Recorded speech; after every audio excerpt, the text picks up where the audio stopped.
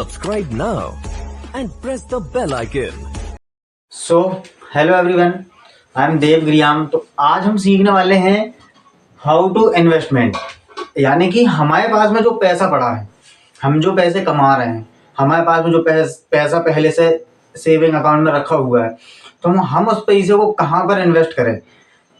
Investment करके 10 लाख का 50 करोड़ 50 लाख कैसे बनाएं। आज हम ये जानने वाले हैं कि हम अपने पैसे को इन्वेस्टमेंट कहाँ पर करें कि हमें पैसे 10 लाख के 20 लाख 20 लाख के 50 लाख मिले। तो ये चीज़ हम आज सीखेंगे। तो अभी जैसे आप देखते हो कि इन्फ्लेशन बढ़ रही है, यानी कि महंगाई बहुत ज़्यादा बढ़ रही है, और महंगाई बढ़ना भी चाहिए। महंगाई बढ़ेगी तो हर एक चीज़ का रेट बढ़ेगा, है ना। तो इन्फ्लेशन बढ़ना चाहिए। जैसे आपने किसी को मुंह से सुना होगा कि 500 रुपये हर महीने जोड़ के आप करोड़ों का रिटर्न पा सकते हो, है ना। आपने सुना होगा, कई ने नहीं सुना होगा, पर मैं बता रहा हूँ आपको कि आप हर महीने 500 रुपये इन्वेस्ट करके करोड़ों का रिटर्न पा सकते हो। हर महीने 500 रुपये इन्वेस्ट करके। अब आप सोचते होंगे कि 500 रुपये से करोड़ों कैसे कमाया जा सकता है, करोड़ों कैसे बनाया जा सकता है। तो हो सकता है ये, आप हर महीने 500 रुपये इन्वेस्टमेंट करोगे तो आने वाले 10-20 साल में 30 साल में आप करोड़ों बना सकते हो, है ना। होता है कईयों का। अब जिन लोगों को पता है कि SIP म्यूचुअल फंड, इनके बारे में कुछ लोगों को मालूम भी है, तो वो लोग जानते हैं कि हाँ म्यूचुअल फंड में SIP में हमने सुना है कि 500 रुपये इन्वेस्टमेंट करके आप करोड़ों कमा सकते हैं, है ना। पर उनको डिटेल नहीं पता। तो आज मैं आपको बताने वाला हूँ कि ऐसे कौन कौन से प्लेटफॉर्म है जहाँ पर आपको कितना % रिटर्न मिलता है, और ऐसा कौन सा प्लेटफॉर्म है जिस पे आपको कम पैसे लगा कर भी आप करोड़ों बना सकते हो, है ना। तो अभी आप देखते हो इन्फ्लेशन, यानी कि महंगाई बहुत बढ़ रही है। महंगाई बढ़ रही है, जैसे कि आप एग्जांपल ले लो, आपके पास में 10 लाख रुपए, 10 लाख रुपए आपने 10 साल के लिए रख के रखे हो, है ना। आपके पास में 10 साल से 10 लाख रुपए पड़ा हुआ है। तो आने वाले 10 साल बाद में वो 10 लाख रुपए 10 ही लाख रह पाएगा, है ना। 10 लाख ही रह पाएगा। 10 लाख से 11 लाख तो नहीं हो सकता ना, 12 लाख तो हो नहीं सकता। 10 लाख का 10 लाख ही रह सकता है। क्यों? क्योंकि आपने उसको सेविंग करके घर में रख के रखे हो ना, आपने कैश रख के रखे हो घर में। 10 लाख का 10 लाख, 10 लाख का 10 लाख ही रहेगा ना, 11 लाख तो हो नहीं सकता। आप इसके लिए अगर आप जैसे सोचते कि 10 लाख रुपए तो मैं गोल्ड खरीद लूँ, 10 लाख रुपए का गोल्ड खरीद लेते, तो 10 साल बाद में 10 लाख का गोल्ड आपका 18 लाख हो जाता, 18 लाख रुपए होते। 10 लाख रुपए का अगर आप उस टाइम पे 10 साल पहले गोल्ड खरीद चुके होते तो अभी वो 18 लाख रुपए हो जाते। आपका कैश कोई मतलब का नहीं है। अगर आप उसको गोल्ड में या म्यूचुअल फंड में या स्टॉक मार्केट में इन्वेस्ट करके रखते हो तो वो आपको रिटर्न देता है। तो ये होता है, आप अगर कैश रख के रखे हो तो वो कोई मतलब का नहीं है। आप खाली उसको कैश देख रहे हो कि ये 10 लाख का 10 लाख है, देख सकते हो बस, है ना। ये हुई। अब आपके कुछ गोल्स भी होते हैं। आप कुछ गोल्स सोच के रखते हो कि यार मेरी ये जॉब लगी है, 50,000 रुपये मेरी सैलरी है, तो 50,000 रुपये की सैलरी है, तो मेरे को आने वाले 5 साल बाद में 10 लाख रुपए की कार खरीदना है। उसके बाद में मेरी शादी होगी, तो मेरे बच्चों के लिए एजुकेशन के लिए, अच्छी एजुकेशन के लिए मेरे को पैसे जोड़ना है, कम से कम 50 लाख रुपए लगेंगे उनकी एजुकेशन में। ऐसे वैसे करके आपके बहुत सारे गोल्स होते हैं कि अभी मेरे पास में जैसे 10 लाख रुपए का घर है, तो मेरे को 50 लाख का घर लेना, अच्छा खासा घर लेना है। आप कोई जॉब कर रहे हो, आपने सोचा कि मेरी 50,000 रुपये सैलरी है, मेरे को मेरे माँ बाप को अच्छा खासा घर देना। अभी हम 50 लाख के घर में रह रहे हैं, तो आने वाले 5 साल बाद में मेरे को 1 करोड़ का घर लेना अच्छा। ये आपके गोल्स हैं। तो आपने गोल्स बना के रखे हो, है आपको कार लेना है। तो आप क्या करते हो, आप 50,000 रुपये, अगर आप 50,000 रुपये कमा रहे हो, आपके पास में अभी एग्जाम्पल बता रहा हूँ, आपके पास में अगर 50,000 रुपये कमा रहे हो, 50 लाख का घर है। अब आप सोचते हो कि यार मेरे को 2 साल बाद में या 5 साल बाद में मेरे को 1 करोड़ का घर लेना है, इस घर को बेच करके। अब वो घर 5 साल बाद में, आपका 50 लाख का घर 5 साल बाद में 40 ही लाख का बिकेगा। तो आपके पास में कितना पैसा कमाना पड़ेगा आपको? 60 लाख रुपए। तो आप सोचते हो यार कि 40 लाख ये हो गए, 60 लाख मेरे को अपनी मेहनत से कमाना है।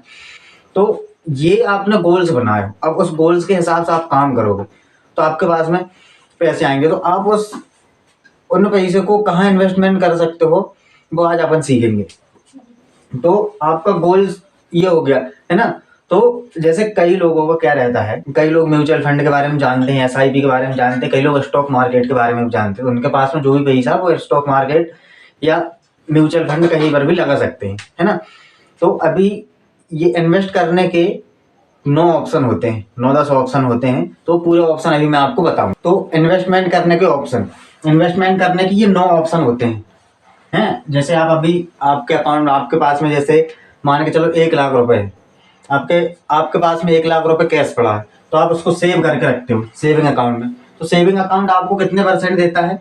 ज़्यादा से ज़्यादा 3 से 6% की रिटर्न देता है साल में। 3 से 6% की रिटर्न देता है। और महंगाई कितनी बढ़ रही है? महंगाई इतनी बढ़ रही है कि ये फिक्स्ड डिपॉजिट जो है ना, ये फिक्स्ड डिपॉजिट देता है आपको 7% की रिटर्न। तो 7% से भी ऊपर की महंगाई है, 7% से भी ऊपर है महंगाई। आपको 7% भी रिटर्न दे रहा है ना, महंगाई के पास में समझो। अब 3 से 6% अगर आपको सेविंग अकाउंट में मिल रहा है, जैसे आपने अगर 1 लाख रुपए सेव करके रखे, तो 1 साल बाद में ये आपको कितना मिलेगा? 1 लाख का 1,03,000 होगा। और अगर आप फिक्स डिपॉजिट में कर रहे हैं तो 1,07,000 रुपए होगा। लेकिन महंगाई इससे ज्यादा बढ़ रही है ना, महंगाई इससे ज्यादा बढ़ रही है। फिक्स डिपॉजिट में थोड़ा सेम है, पर ये पैसा तो आपका वेस्ट हो रहा है ना, यानी कि ये पैसा आपको कुछ रिटर्न नहीं दे रहा। 3 से 6% की रिटर्न क्या होती? महंगाई 7% से भी ज्यादा ऐसा रहता। तो ये है। अब ये आरडी मतलब ये कि आपने जैसे एक बैंक वालों से बात कर ली कि मैं हर महीने इतने इतने पैसे जमा करूंगा, तो उसमें उसके हिसाब से परसेंटेज मिलता है ना, उसके हिसाब से ब्याज मिलता है आपको, उतने उसके हिसाब से रिटर्न मिलता है ना। तो ये आरडी होता है। अब गोल्ड, इंडिया में इंडिया के लोग गोल्ड में ज्यादा इन्वेस्टमेंट करते हैं। तो गोल्ड में जैसे आपने 1 लाख रुपए का गोल्ड खरीद लिए, 1 लाख रुपए का गोल्ड खरीद लिए, 1-2 साल रखे रहा, तो वो 1 लाख रुपए का गोल्ड ज्यादा से ज्यादा आपका 1,20,000, 1,15,000, 10 ऐसे करीब में होगा। क्योंकि गोल्ड में भी उतना ज्यादा है ना, आपके यानी कि आपके सपने पूरे नहीं कर सकता कि 1 लाख से करोड़ों तक का, है ना। उसके बाद में आते इंडिया पे ज्यादा करके लोग LIC पॉलिसी कराते हैं, है ना। LIC, अब LIC में आपको बताते हैं LIC एजेंट कि आप जैसे 6 महीने के 6 महीने किस्त बनाते हो, आपको 1 साल में मान के चलो 25,000 रुपये जमा करते हो 1 साल में, तो आपकी 10 साल की किस्त होगी। 10 साल बाद में आपको इतने पैसे मिलेंगे, फिर इतने पैसे होंगे, फिर आपको 15 साल और रुकना पड़ेगा, तब फिर इतना मिलेगा। तो ये LIC पॉलिसी होती है। अब ये सबसे यानी कि बेकार चीज होती है। अब इसके ऊपर मैं कभी डिटेल में वीडियो बनाऊंगा, फिर आपको बताऊंगा LIC पॉलिसी पे, है ना। उसके बाद में आता है रियल एस्टेट। रियल एस्टेट भी अच्छा खासा पैसा देता है, अच्छा खासा पैसा देता है, पर रियल एस्टेट का लोकेशन सबसे ज्यादा मैटर करता है। अगर आपने जैसे कई लोकेशन पे आपने सोचा कि ये अच्छी खासी लोकेशन है, आपने वहां पर खरीद ली, अगर वहां से कोई हाईवे निकल गई, तो आपका जो प्लाट डला है ना, उसकी कीमत अगर आपने 5 लाख रुपए का खरीदा है, तो वो 50 लाख तक का मंग जाएगा, हाईवे निकल गई। और अगर उधर पर शमशान घाट बन गया ना, शमशान घाट बन गया, तो वो आपका 5 लाख का प्लाट 2 लाख रुपए का भी नहीं जाएगा, है। तो रियल एस्टेट लोकेशन मैटर करता है सबसे मेन। और रियल एस्टेट में ऐसा है कि पैसे बनते हैं, पर लोकेशन सबसे ज्यादा मैटर करता है रियल एस्टेट। और रियल एस्टेट में पैसे लगाने के लिए आपको पैसे बहुत चाहिए रहता है, कैपिटल बहुत चाहिए रहता है। अब आपके पास 1 लाख रुपए, अब इंडिया में 1 लाख रुपए का तो इतना कोई प्लाट मिलता नहीं है, 1 लाख रुपए में प्लाट हो जाए। छोटा सा प्लाट मिलेगा एक बेड की जगह के लिए, है ना। तो रियल एस्टेट कैपिटल बहुत मांगता है। उसके बाद में आता है क्रिप्टो। तो क्रिप्टो में थोड़ी वॉलेटिलिटी ज्यादा होती है। आप अगर क्रिप्टो के बारे में जानते हो तो क्रिप्टो करेंसी ठीक है ना। उसके बाद में आता है स्टॉक मार्केट। तो स्टॉक मार्केट बहुत अच्छी चीज है, पर सबसे पहली चीज तो इसको समझना पड़ता है, जानना पड़ता है स्टॉक मार्केट चलता कैसे है, स्टॉक मार्केट में होता क्या है। अभी मैं आपको बता रहा हूँ, आप LIC पॉलिसी कराते हो ना, ये LIC का पैसा स्टॉक मार्केट में जाता है।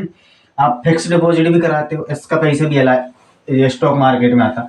आप सेविंग भी करते हो, तो ये पैसा भी स्टॉक मार्केट में लगता है। हाँ, कुछ बैंक यानी कि लोन में भी चले जाता है कुछ, और कुछ स्टॉक मार्केट में भी आता है। यानी कि आप सारा ले लो ना, तो सारा स्टॉक मार्केट में लगता है। ये स्टॉक मार्केट में पैसे लगते हैं। स्टॉक मार्केट क्या है, कैसा है, इसके बारे में क्या क्या चीज़ें होती है, क्या जानना होता है, हमें किसी स्टॉक में इन्वेस्टमेंट करना है तो उसके लिए क्या क्या जानना होता है, इसके लिए मैंने पूरी सीरीज बना चुका हूँ, पूरी प्लेलिस्ट बना चुका हूँ। आप मेरे चैनल की प्लेलिस्ट पे जाके देख सकते हो, है ना। तो आगे बात करें तो स्टॉक मार्केट में जैसे आज अगर आप 5 साल 10 साल के लिए इन्वेस्टमेंट करते हो तो आप ब्लू चिप कंपनी में इन्वेस्ट करें, वो अच्छा खासा रिटर्न देती है। तो ये स्टॉक मार्केट। इसके बाद में आता है म्यूचुअल फंड। म्यूचुअल फंड, तो म्यूचुअल फंड क्या होता है? म्यूचुअल फंड में ऐसा रहता है कि ये यानी कि होता है ये स्टॉक मार्केट में इन्वेस्टमेंट। इसके ये म्यूचुअल फंड के पैसे सभी जगह सभी जगह इन्वेस्टमेंट होते हैं, पर ये जैसे आपको स्टॉक मार्केट में समझ नहीं है, कोई पता नहीं है, आपको स्टॉक मार्केट के बारे में कुछ नहीं जानते, तो जैसे आपको स्टॉक मार्केट में इन्वेस्ट करना और पता कुछ नहीं है, तो आप म्यूचुअल फंड कर सकते हो। म्यूचुअल फंड में ऐसा है कि आप पैसे दे रहे हो पर लगाने वाला कोई और है, स्टॉक मार्केट में पैसा इन्वेस्ट करने वाला कोई और है, आप उसके थ्रू चल रहे हो, है ना। तो ये म्यूचुअल फंड होते हैं। अब म्यूचुअल फंड में क्या होता है, आपने अगर म्यूचुअल फंड स्टॉक मार्केट का भी कराया और 500 रुपये हर महीने इन्वेस्टमेंट करते हो तो 50 लाख रुपए तक जा सकता है, 1 करोड़ तक जा सकता है, टाइम मांगता है ना। तो ये होते हैं म्यूचुअल फंड में, कभी हम डिटेल में बात करेंगे म्यूचुअल फंड में, आगे समझाऊंगा, है ना। आगे मैं वीडियो बनाऊंगा म्यूचुअल फंड के बारे में।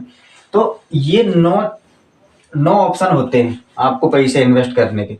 आप इनमें किसी भी जगह में पैसे इन्वेस्टमेंट कर सकते हो, आपकी जो मर्जी हो, है ना। बाकी ये LIC पॉलिसी में मैं अभी वीडियो बनाऊंगा डिटेल में, है ना, फाइनेंशियल फ्री के लिए। तो ये 9 चीज़ें होती हैं आपको अपने पैसे इन्वेस्टमेंट करने के लिए, तो आप अपने हिसाब से चॉइस कर सकते हो कि, है ना। मिलते हैं आने वाली दूसरी वीडियो पर, और अगर आप इस चैनल पर नए हैं तो चैनल को सब्सक्राइब जरूर करो, बेल आइकन जरूर दबाएं ताकि मेरी आने वाली हर एक वीडियो आपको मिल सके। और ऐसे शेयर मार्केट और फाइनेंशियल फ्री होने के लिए मैं वीडियो बनाते रहता हूँ, तो वीडियो को शेयर जरूर करें, है ना। और चैनल पर अगर नए हैं तो चैनल को सब्सक्राइब